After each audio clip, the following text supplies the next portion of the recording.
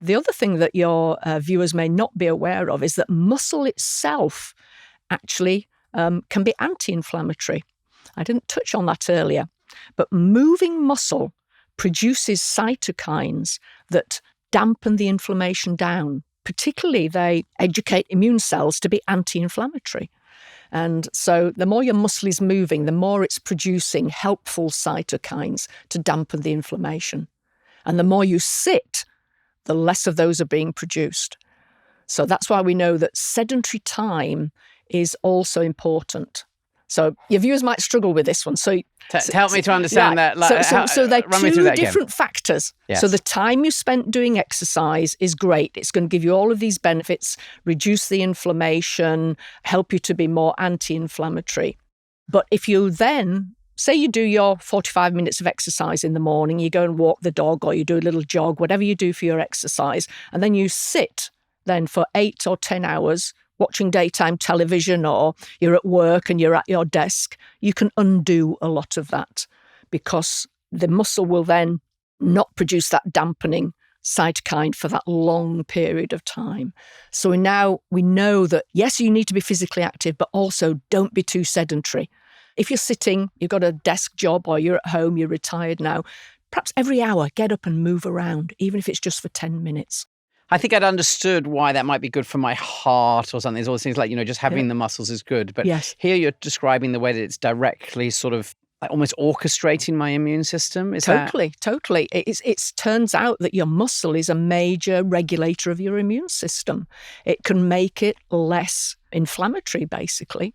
And so if you're not moving, then say you get an infection, you're much more likely to have this overshoot with your inflammation. As long as you break that sitting time up, and then this pro-inflammatory system can't really get established. So you get up, after an hour, move around, and then, because sometimes, you may not be able to, stand up all day. I had a standing desk at work, and so I did stand all day. So think about that one. That's another good one to think about. So one thing you're saying is don't sit for a long time. I need to walk around because then I'm getting all of these benefits from my muscles that are sort of dampening my inflammation. What about the exercise itself?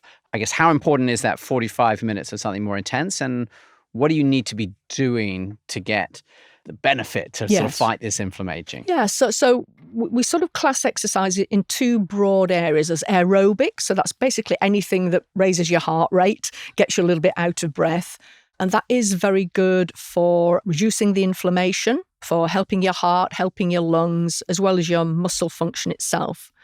And the other type of exercise is what we call resistance exercise. So that's strengthening. This might be band work, or if you go to a gym, lifting weights. Or I always say to people, you don't even need to go to the gym. Just go up and down stairs. And then, that's a really good exercise. It's aerobic and it's resistance. But the resistance is more important for the building of strength of your muscle and the muscle mass. So ideally, you need to do both. The aerobic to bring the inflammation down. The evidence is stronger there for aerobic bringing inflammation down. And the resistance to keep your muscles themselves a good size and good function. I always say, worst thing you can do as an older adult is to go and get a bungalow or live in an apartment with no steps, and you'll end up with bungalow legs. So legs with less muscle and less strength. That's really interesting. I heard this on speaking to another scientist a little while ago, thinking about, what you should do with your parents. And I definitely was brought up with this idea that, as your parents get older, or anyone gets older, like they should take it easy. They shouldn't have to carry their own bags. And he was saying, oh, no, you should make, your parents carry the shopping upstairs if you really love them. Yes. Is that really true? Yeah, absolutely true. Yes. My mother, when we were looking for a home for her to move into when she was downsizing, she wanted a ground level apartment. We said, no, Mum, you're getting one with stairs. You're on the first floor or the second floor. She wasn't pleased about it, but I think she enjoyed it eventually. And you feel that basically you were giving her more years of healthy life. Absolutely. Your ground floor, you're not using those stairs. You're not getting that exercise for your muscles. And it's such a simple thing to do. I always say to people, for no other reason, every day, just going up, down your stairs 10 times, just for no reason. Just go and do it as your exercise. And Janet, you're a scientist, so you like to talk about all the data and not about yourself. But I feel that I have to ask this question as you say it. You're one of the world's experts on inflammation. What do you therefore do for yourself as you think about exercise? Right. So I do a few things. So I exercise every day. So I'm a keen runner. I don't run every day now because I've now got a knee that's not in great shape. But I go to the gym, I swim. If I do that 4 days a week. If I'm not doing that, then I will go out and do a brisk walk for about 30 minutes. But I always say to people, just do more than you're doing now. Don't get too worried about, I've got to go and, do 20,000 steps or whatever. Just do more than you're doing now. So we did a study, this 10,000 steps a day. I'd always say, where did that come from? Where's the evidence base for it? And there wasn't one. I think it was the Tokyo Olympics where it came into fashion. And so we looked at 200 older adults in Birmingham. We got them to wear a Fitbit and we looked at their steps, and then we looked at how much inflammaging they'd got. The ones that were doing 3,000 steps a day or less had really high inflammaging. The ones that were doing 5,000 to 7,000 had dropped it by 50%. By 50%? 50%. Only at 5,000 to 7,000 Only steps? Only at 5%. And the ones that were doing 10,000, guess what? They had no inflammaging.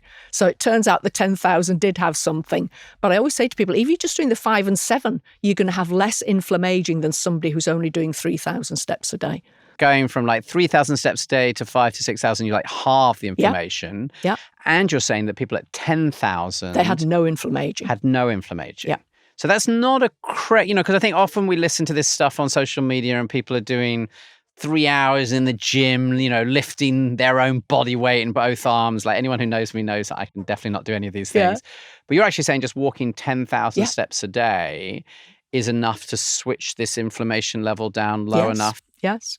And will that work even if you're also, quite heavily overweight, given what you were describing before about the way that the weight was part of the problem? That's really interesting. So again, most of the studies where they've actually done an intervention, so they've got people to change their lifestyle, it does work best if you're overweight or obese. So those are the folks with that highest level of inflammation, and they will tend to drop their inflammation. They'll have the biggest fall if they then do an exercise intervention. So it's true that basically it makes sense, doesn't it? The more inflammation you've got, the more chance there is that you'll make a drop when you increase your physical activity. If you haven't got much inflammation to start with, then it's harder to get rid of it.